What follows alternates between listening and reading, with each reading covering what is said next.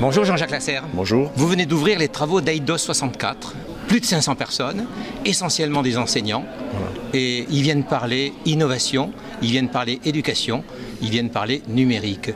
C'est quoi pour vous Eidos? J'exerce les responsabilités au conseil départemental des Pyrénées-Atlantiques depuis maintenant quelques années quand même.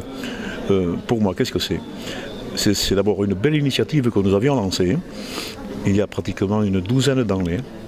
C'est la 10e édition, il y a eu 2 années d'interruption.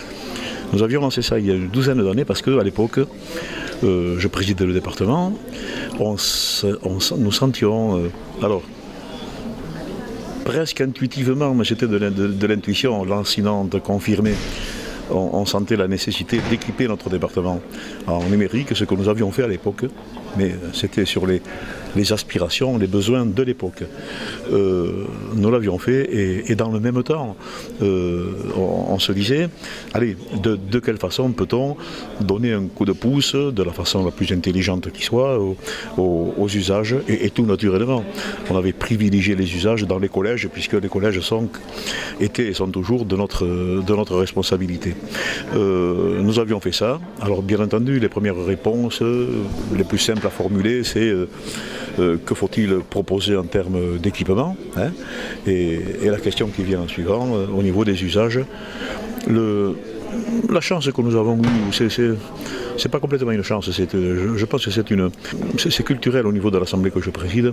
On se disait, mais voyons, ne faisons pas de ce thème-là. Et je le dis parce que il y a un moment que je fais de la politique et je connais, comment dirais-je, les erreurs que l'on peut commettre. On se disait, ne saisissons pas ce thème pour qu'il soit développé à la gloire de l'institution qui essaie de le proposer.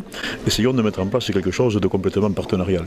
On sait très bien qu'un département peut imaginer, proposer, impulser en termes d'application si l'ensemble des acteurs, et notamment les communautés enseignantes n'y sont pas. Ce que l'on fait, bien sûr, c'est peut-être à la gloire de l'institution, mais ça ne tient jamais longtemps.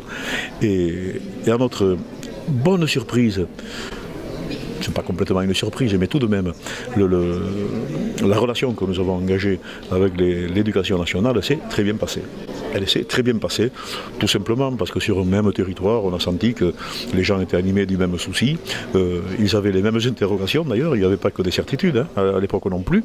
Et donc, Eidos, puisqu'on en parle maintenant, est venu de cette préoccupation commune entre la collectivité et notamment le monde enseignant. C'est venu de ça, on s'est retrouvés. Vous savez, dans la vie, les belles aventures, parce que c'est une belle aventure quand même, près de 500 personnes ici dans une salle de Bayonne, ça a de l'allure quand même.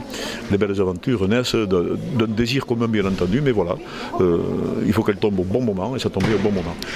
Alors, dans votre intervention, moi j'ai retenu 3 mots que vous utilisez. Vous utilisez le mot échange, confrontation, et vous utilisez aussi celui d'actualisation. Quand on fait référence aux compétences du 21e siècle, dont on parle beaucoup aujourd'hui, on parle de créativité, on parle de communication, on parle d'esprit critique, c'est un peu ça? Bien sûr, mais bien sûr. Moi, que voulez-vous, comme tous les Français, j'ai essayé de me documenter, j'aime beaucoup la discussion. Je n'ai jamais connu dans ma vie des moments où, comment dirais-je, les interrogations sont aussi importantes, aussi vivaces que maintenant, et parce que tout s'accélère et parce que le contenu des propositions, ce contenu prend des dimensions inimaginables, et au niveau de l'information, au niveau du commerce, bref. Ma conviction, c'est que, d'abord, regardons les analyses qui sont faites par rapport au numérique. Je ne parle pas de l'intelligence artificielle, mais on en parle énormément. Les analystes ont des points de vue divers et variés. Hein. Ça veut dire qu'il est difficile de se réfugier derrière une vérité que l'on vous assène. Et c'est pour ça que je dis, parce qu'il s'agit d'un problème intime, il s'agit d'un problème moral, il s'agit d'un problème de société, de civilisation. Rien ne remplacera la discussion, le débat d'idées. Et de toute façon, si demain le pouvoir politique veut mettre en place des dispositions, allez, au moins des cadres, pas des dispositions contraignantes, c'est impossible, mais au moins des cadres, il est bien évident que ceux-ci devront être réfléchis, discutés et partagés. Le drame des pouvoirs politiques, c'est que des décisions sont prises sans qu'il y ait partage.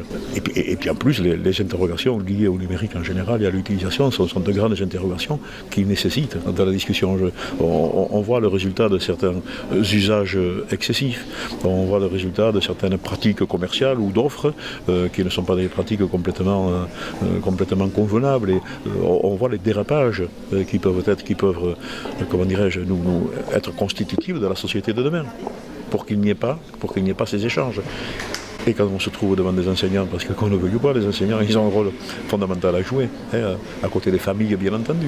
Mais les enseignants, la communauté enseignante est véritablement une communauté choisie pour parler de ces choses-là. Je circule beaucoup en France et je regarde un petit peu ce qui se fait.